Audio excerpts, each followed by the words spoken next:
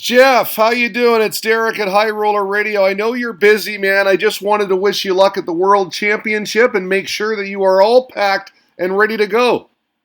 Yeah, just about there. New suitcase through Amazon yesterday, so we'll be sticking a dartboard in there and some dart shirts, and hopefully we'll have a good run over there this year. Now, this is an exciting time of year for a dart player, isn't it? I mean, dreams of a world title. This is it. Biggest as it gets right here. You won't find a bigger stage anywhere in the world, and happy that we've got some fans back this year, so I'm pumped and really looking forward to it. How long is the flight, and are you leaving early enough to combat jet lag? Yeah, I'm going to fly out on Saturday, and like I said, I'll land there Sunday mornings, probably. I think it's about a 7-hour flight from Montreal, so not too bad. Got a couple of days to get acclimated, and like I said, I'll be stuck in the room for the first 24 hours with the COVID testing, so all ready to go. Now, before we talk about who you play, I have to congratulate you on behalf of Canada for that terrific showing in Austria at the World Cup. You and partner Matt Campbell reaching the quarterfinals, and I mean, oh, so very close to the semis. I was all over Twitter saying, we got this, that Canada's going to win this thing. It was pretty exciting, that event, for you as well, I'm sure. Yeah, Matt was a super partner to play with. So laid back, easy to play with. And he certainly did his part against Belgium because Kim lit me up, but he returned the favor to Dimitri. And you know what I mean? It was so good to have the support we had back home, and hopefully we get to do it again. That's a different kind of pressure, isn't it? Partner play, because someone else is relying on you. Usually, you're up there alone, mano a mano, but this time you had a teammate. What's the pressure like in those two instances?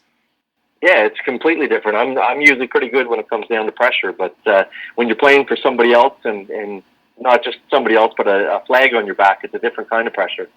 Like I said, I think we acquitted ourselves pretty well up there, and like I said, with any luck, we're going to get to do it again in the future. Oh man, I mean, you were that close to winning the whole thing. I'll tell you what, you guys played so well, and you did Canada so proud. Okay, the Worlds, you play opening night, it seems, Tuesday, December 15th, in a few days against Keen Barry. Now, you have the edge in experience here, but this kid is young, but he's something special, isn't he? He's the BDO World Youth Champion. He's got game. Yeah, I've had a little bit of a record for running into these development tour players and whatnot, and Keen's obviously quite a talented one. Nice kid as well. I've met Keen several times with my trips over there and shared a couple taxis with him at certain events, but I'll have my hands full, but also feeling pretty confident that I can get through that round as well. I'll tell you what, you know it's a battle of heart and soul when it's Canada versus Ireland. Yeah, I've had a lot of friends and fans from Ireland, and one of these days I will get over there. It's going to be a good game, you know what I mean? He's a very quick player. I like to play with a pretty good pace, and it's just going to come down to finishing and who can hold their nerve, and hopefully I can edge that just with a little bit of experience that I do have. You mentioned nerve. I'm wondering, how do you approach big matches like this? Because this is pretty big. It's the Worlds. Yeah, you don't get any bigger than this.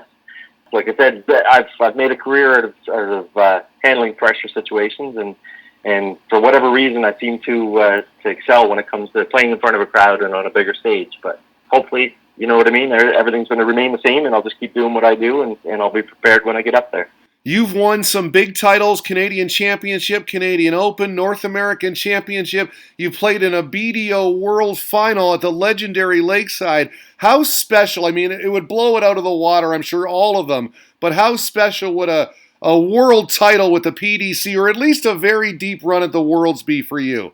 Yeah, it's detrimental to your career and where you want to go, so one good run in any of these major tournaments that they have, not just the Worlds, but there's so much money involved with PDC that it can be life changing, and that's all it takes is one good moment of focus, win 3 or 4 games, and you're off to the races for a long career. I saw on Twitter yesterday these beautiful darts of yours, new from Windmau. Are you playing with new darts this year at the Worlds? I won't be using them at the Worlds. Like I said, just 7 days practice on a brand new set of darts just isn't quite there for me yet. But I've got a set that's well broken in that I'm used to with my 21 grams from Windmau, the original, and but definitely looking forward to playing with the new ones in the new year. I know you're busy. Just a couple of more questions here, Jeff. Can you talk about John Part for a second? Three-time world champion, currently a revered commentator across the pond, true legend. Yeah, he's not just Canada's best ever. He's one of the world's best ever, and he'll always go down with that legacy. Friend of mine, you know what I mean? I've had John down in exhibitions. I've done exhibitions with him all over Canada, and you won't meet a nicer person or a nicer guy. Always there to lend an ear and give you some advice when you ask for it. So, you know what I mean? I hope he makes a comeback and gets in Q school and gets his card again, because it would be great to tour with him. I always wanted to ask him and you, do you get recognized more here in your own country or over there in the UK and Europe? I think I know the answer to this. Yeah, it's becoming more and more popular in North America, which is a great thing, just because of what our players have been doing from over here. But yeah, it's the same idea. You can have Sidney Crosby walk down the streets in Toronto, and he's going to get recognized. And it's the same idea when you go to the UK, when you're one of the top players, then it's only a matter of time somebody's whipping a camera out from the middle of nowhere. So it's pretty cool in that aspect.